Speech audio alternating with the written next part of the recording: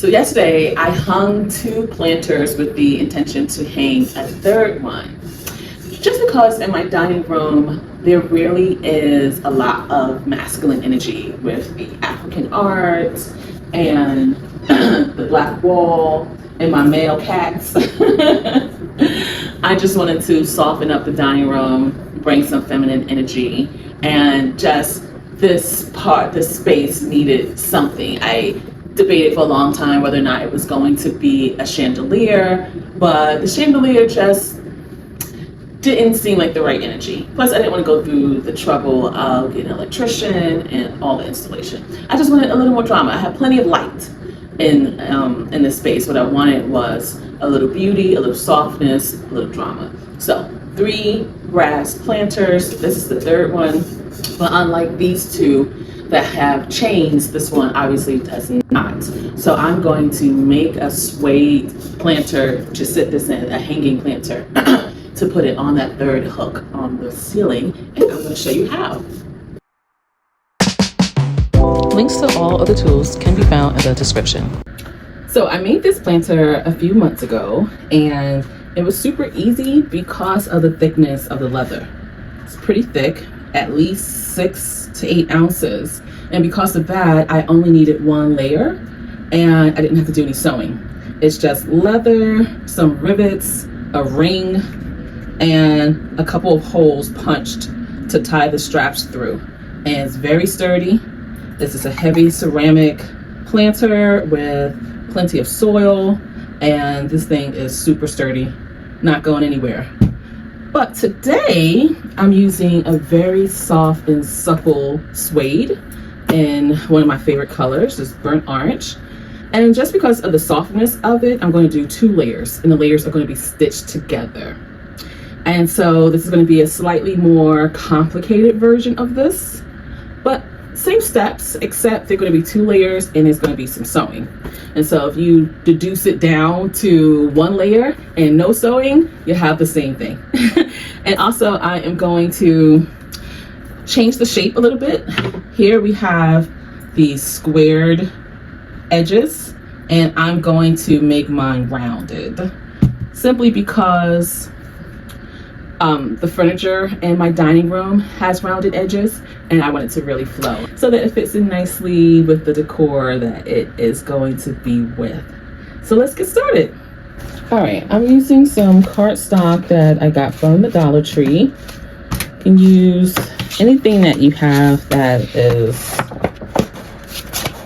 stiff like this, just so when you want to use this pattern again, it's still in good shape.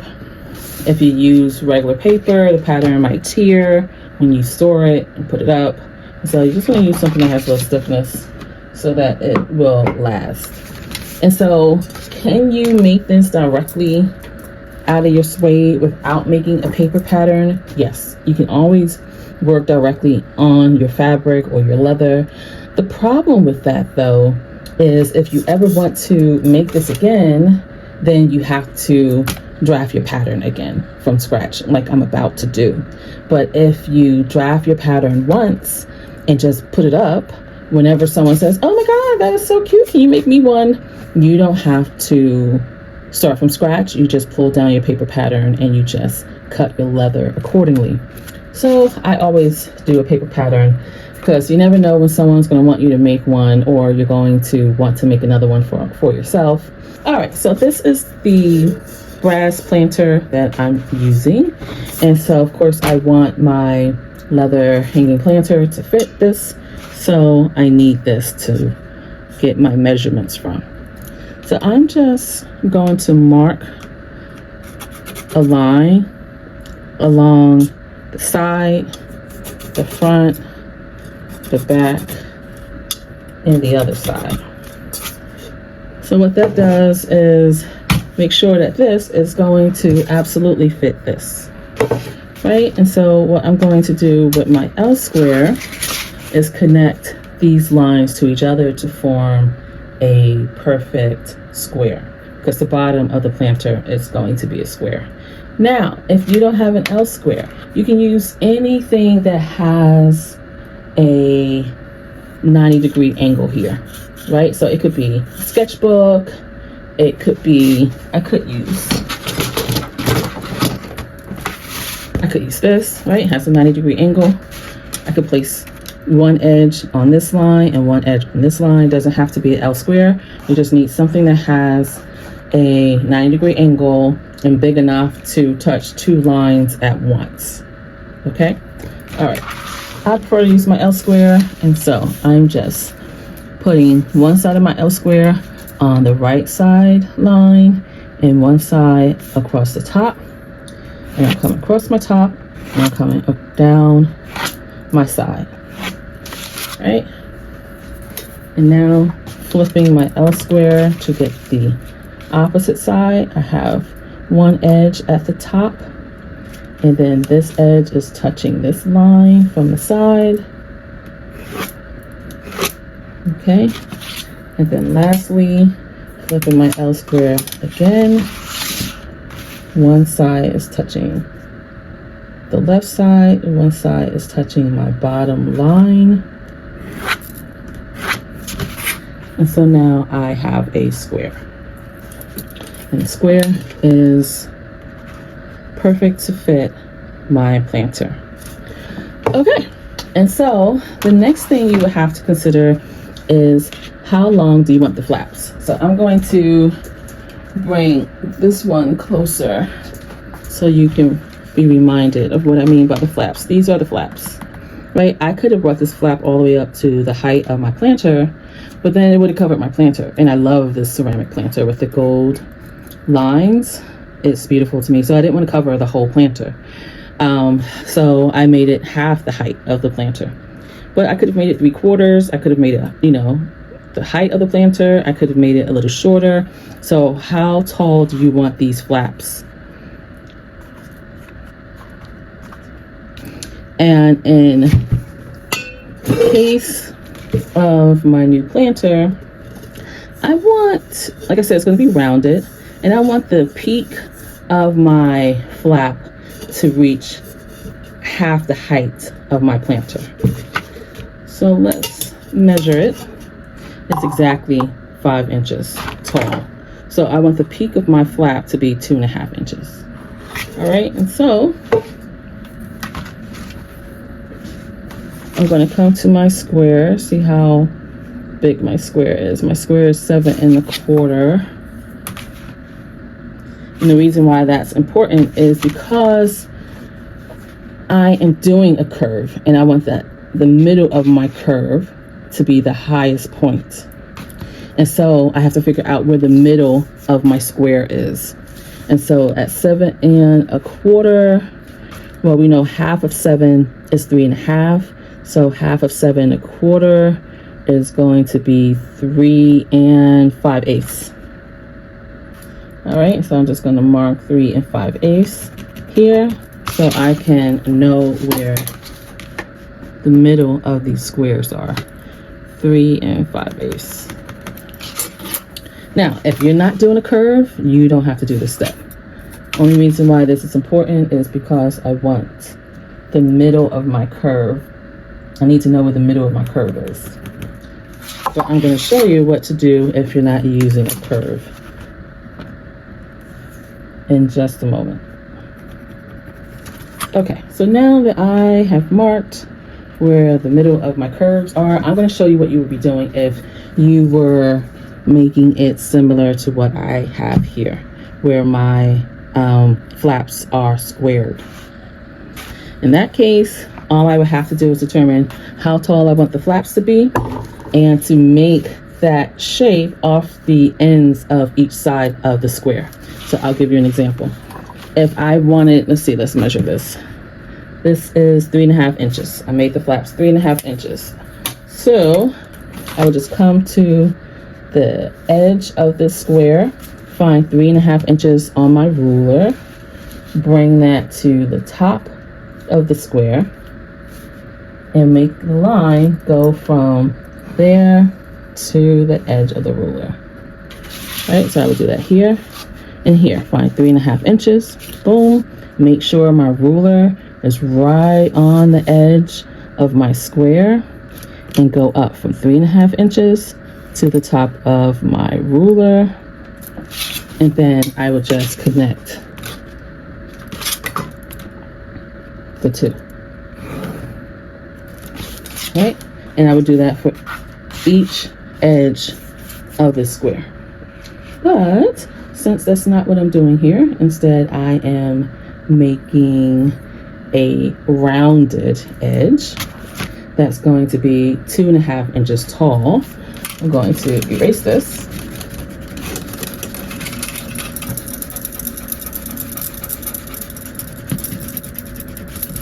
And show you how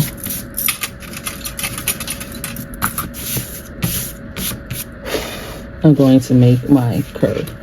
So it needs to be 2.5 inches tall. I already know now where the middle of my square is.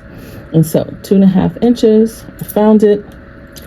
It's on the line. I'm just going to go up to the tip and make a horizontal line. Now I'm going to do that for each side. So I want the center of my curve to be 2.5 inches wide. So I find 2.5 inches on my ruler, put that on the line, come up and mark. That's going to be the top of my curve. So just going to do that all the way around.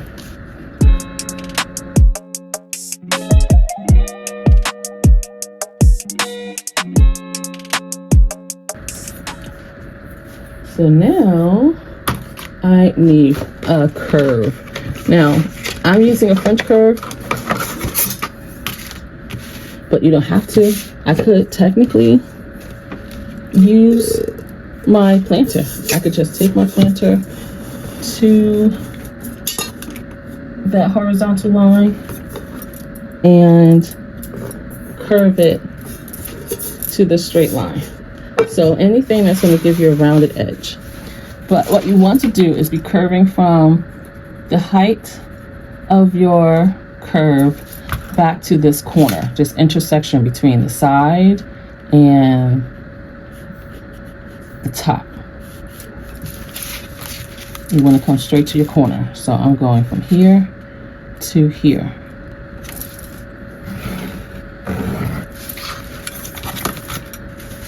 And then from here to here.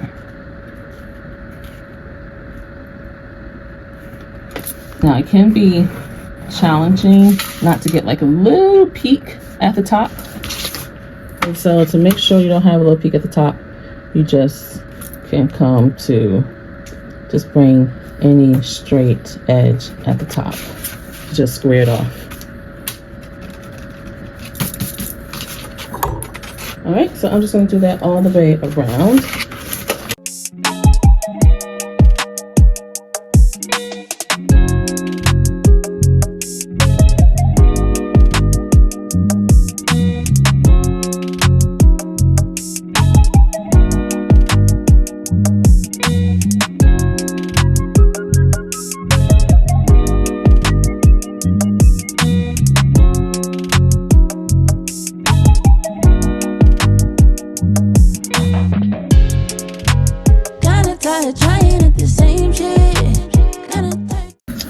I do need to determine how far down I want my holes to be. And in this case, it looks like I went about 1 inch down. Yes, exactly 1 inch down. So I'll do the same here. If it ain't broke, why fix it, right? So I'm just gonna mark where I want to punch my holes. 1 inch down from the top.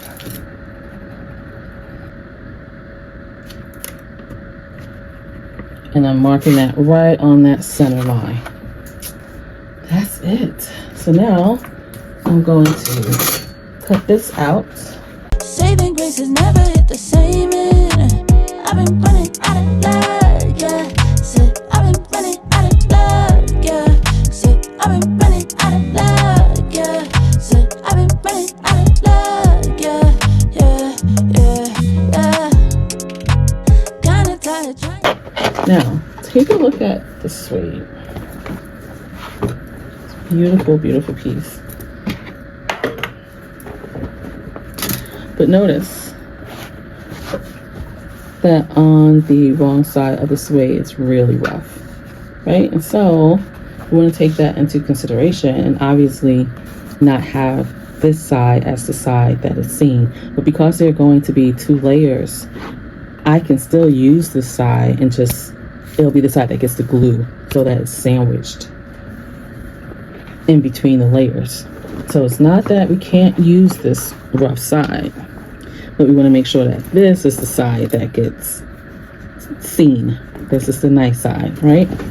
So you want to always cut from the wrong side for a number of reasons. One reason, I'm going to tape this down, and we don't want to see any sticky residue from the tape on your nice side. So you want to cut from your wrong side. If I was going to be tracing around this with my pencil, you don't want to see pencil marks on your nice side. So you always work from your wrong side. And you always want to cut as close to your edges as possible so that you have less waste. If I cut directly from the middle, then I'm going to have a hole in the middle of my suede. And then it won't be really useful for other projects. All right, so I could just put something heavy here and cut around, but I am going to tape it down. At the same shit, saving grace has never hit the same end. I've been running out of luck, yeah.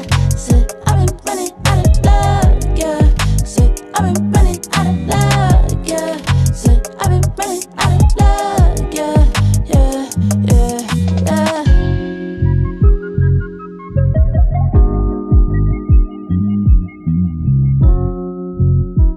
So before I completely move my pattern piece, I want to mark my holes. All right, just take my awl and poke it through, all the way through my suede, so that when it's time to punch my holes, I know exactly where to do so.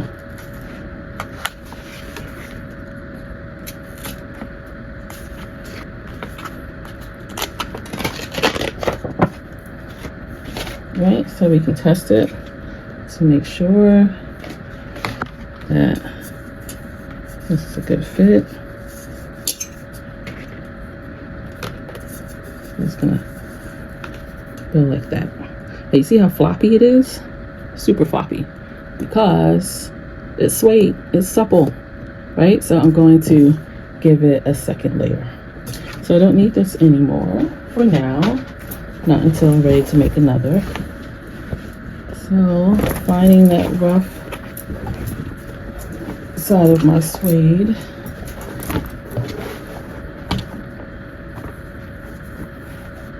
and this is the rough side of the piece that's been cut.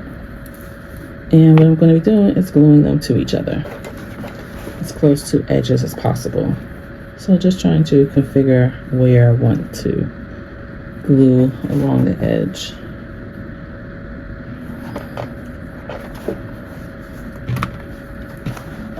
I think I like this the most.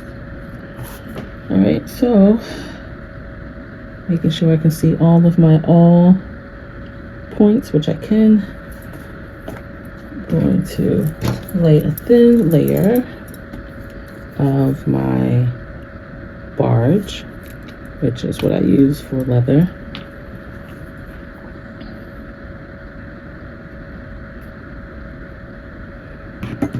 And using a brush, I'm gonna thin this out.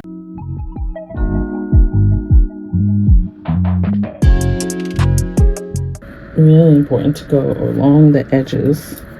That's really where it matters the most. You don't want it to still be a big puddle in the center. You want to make sure you've thinned it out really nicely. Now,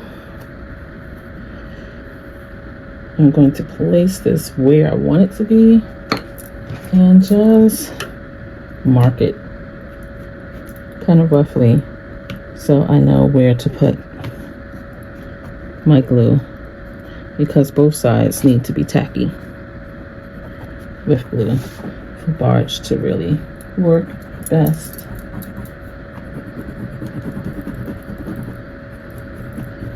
And because it takes about a minute to get tacky, it doesn't matter that I'm doing this now because I needed that wait time anyway.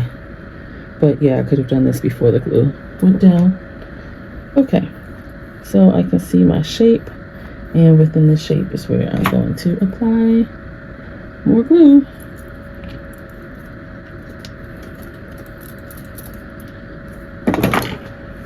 Alright, just thin this out to the edge.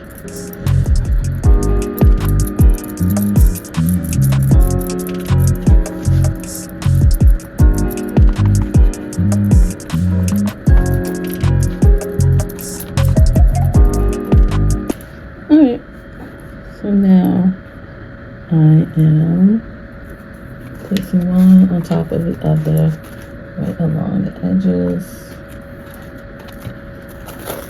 It gets very sticky very fast. So you want to make sure that you lay it down just where you want it.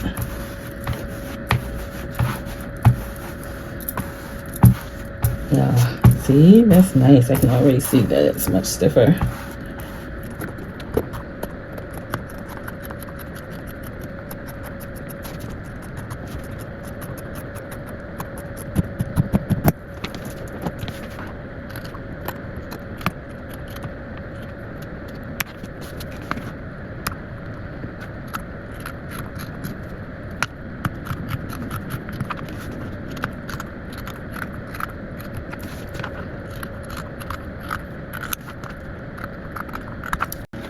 And I'm going to use the biggest of my holes. You don't really need a steel block. As long as you have a nice solid wood table, you'll be fine. If you are using like a folding table, it's not going to give you enough firmness. You might want to come down to the floor. But I have this steel block, so I'm going to use it. And the center of my hole punch is just going to go right on the center of this little hole that I made with the awl a few minutes ago, because this is sharp, right? And so I'm going to put that right over the center of that little hole and give it a few bangs.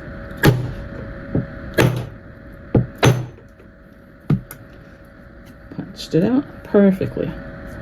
And it's not bap, bap, bap, bap, bap. No, it's boom, boom, boom. 3 times should be it. 1, 2, 3. Okay. And so my next step is to stitch around here so that the 2 layers are permanently united. I'm using a rotary blade, but you could use a box cutter. Totally your choice.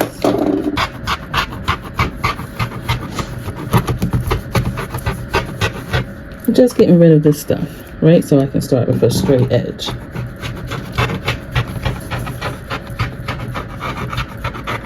Okay, so I want my strap to be 1/2 inch wide. So at the top from the straight edge, I'm gonna find the 1/2 inch mark and mark it.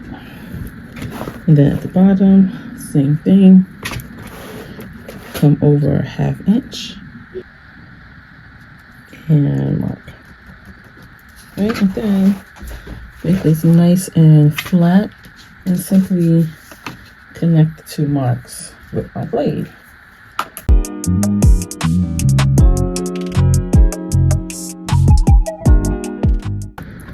And pull it. And there's strap number 1. All right, so I'm going to do that 3 more times.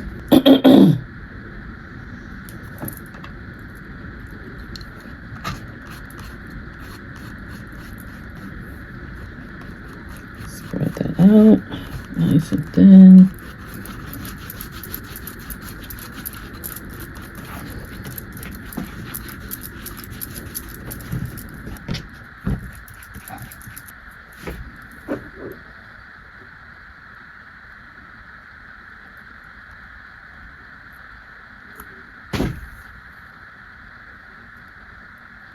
So I have this beautiful like golden rod color that I think would be really complementary to this orange. So I'm just going to stitch around because suede can be fuzzy and, you know, a stitch just keeps it intact and it looks good too. So I'm just going to edge stitch all the way around. Every time I get to one of those corners, I'm going to pivot.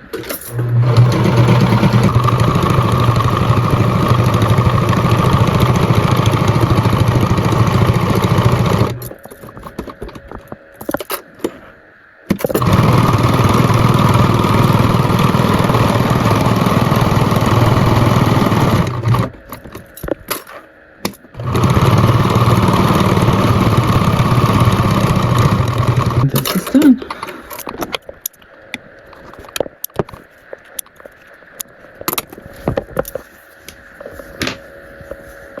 It has such weight to it now. Really a lot more structural. And so now the straps.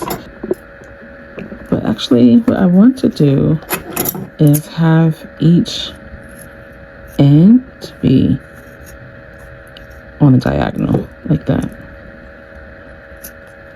So I'm going to cut that now just so I stitch it that way. So I'm just going to the corner and making like a 45-degree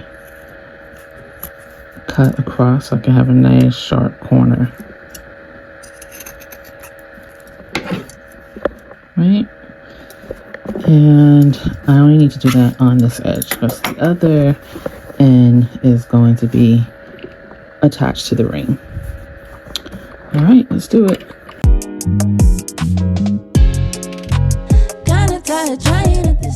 And so now I just cut each strap apart so that it lives individually. And so you see they are all stitched to the second layer.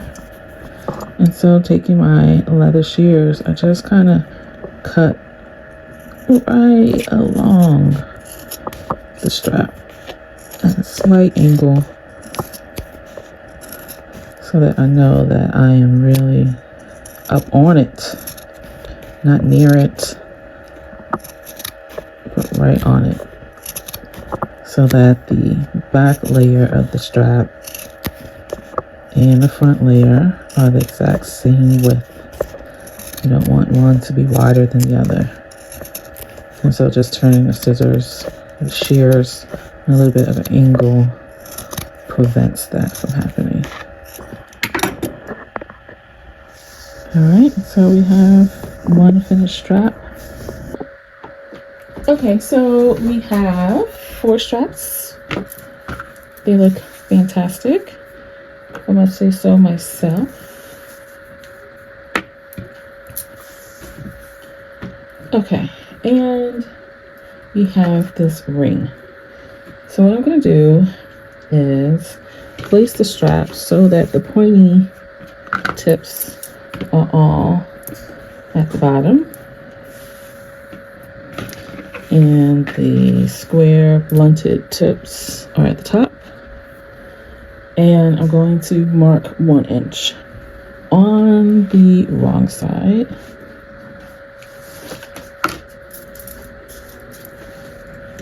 And I'm doing it in pen so that you can see it, but I would normally just scratch it with my awl. But so you guys can see the pen mark, I'm going in and I'm marking them 1 inch down, and that's going to be my folding point.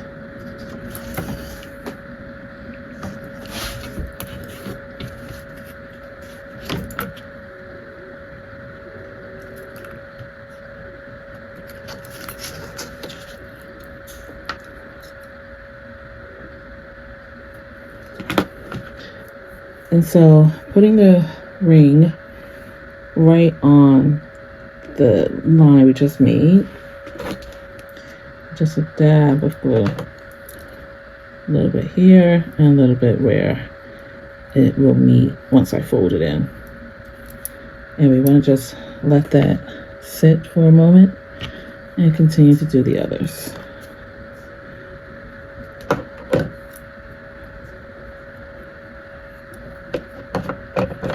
You can kind of just fold it to see where it's going to meet. And again, you want it to no longer look wet. That's when it's nice and tacky. Okay, we are going to place the ring and squeeze it. Same thing here. Place the ring on that 1 inch mark. Hold it and squeeze it.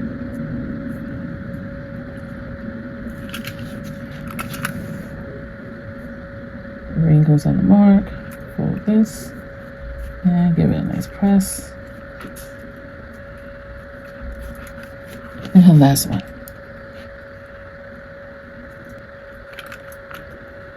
Awesome. And so we could use our mallet. So I can hammer that down, give it a little pressure. So these are the rivets. And I have gold, antique gold, silver, gunmetal. So I'm going to go with the silver since my ring is silver. And rivets come with a male piece and a female piece like that. So this just goes into this until it clicks like that. First, we need a hole to push the rivets through. And so I'm going to grab my hole puncher. All right, so this is a smaller hole puncher, and you just swivel it to the size that you need. And you know the size that you need based on the size of your rivet. So you want a hole that is comparable to the size of the rivet, even slightly smaller, so that it fits in there good and doesn't like wiggle around. So I could go with this size because it's like kind of exact, but I'm going to go with the size slightly smaller.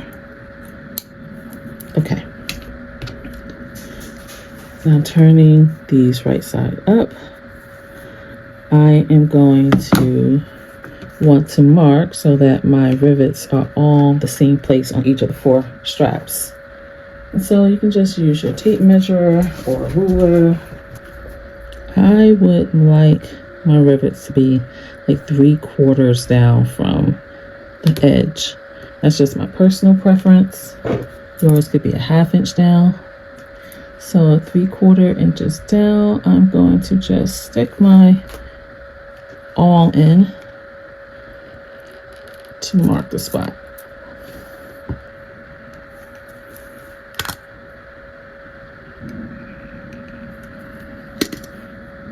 So again, the male side is going through the top.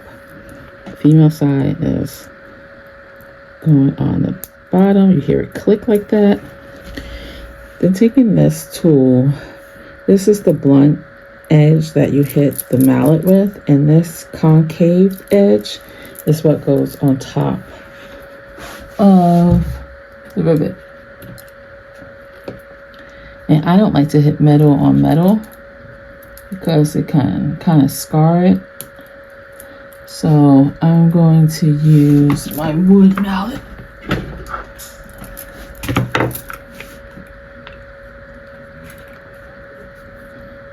Put the concave part right here on top. Oh, and this little piece here is concaved as well.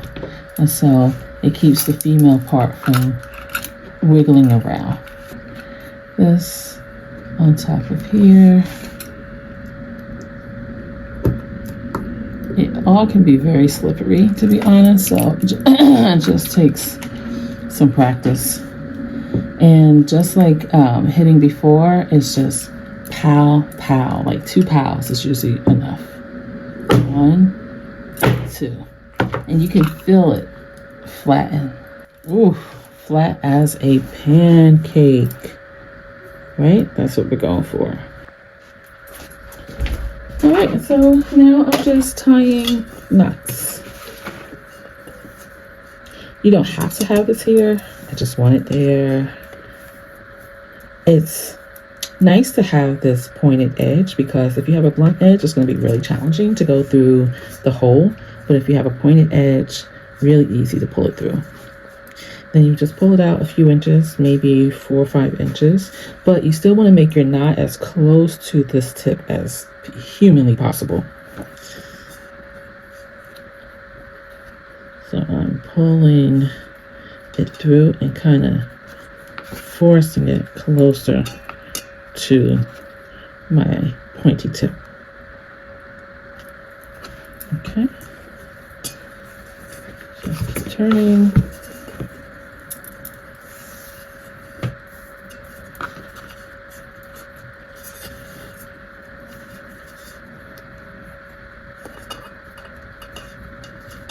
Saving grace has never hit the same in. I've been running out of luck, yeah. Said I've been running out of luck, yeah. Said I've been running out of luck, yeah. Said I've been running out of luck, yeah. They're all the same length. Pull them down to the knot.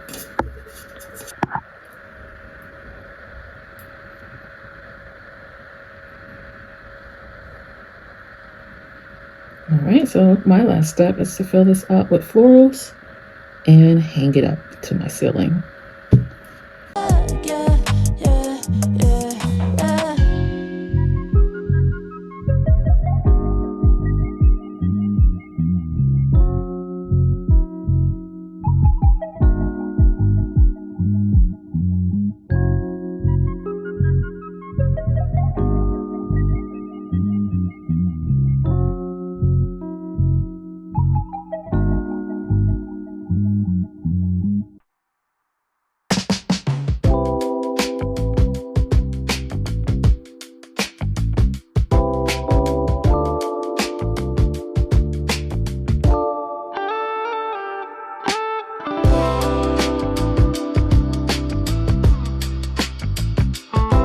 Thank you for joining me. Let me know in the comments if you plan to make this project or if you want me to show you how to make any other leather accessories for your beautiful plants.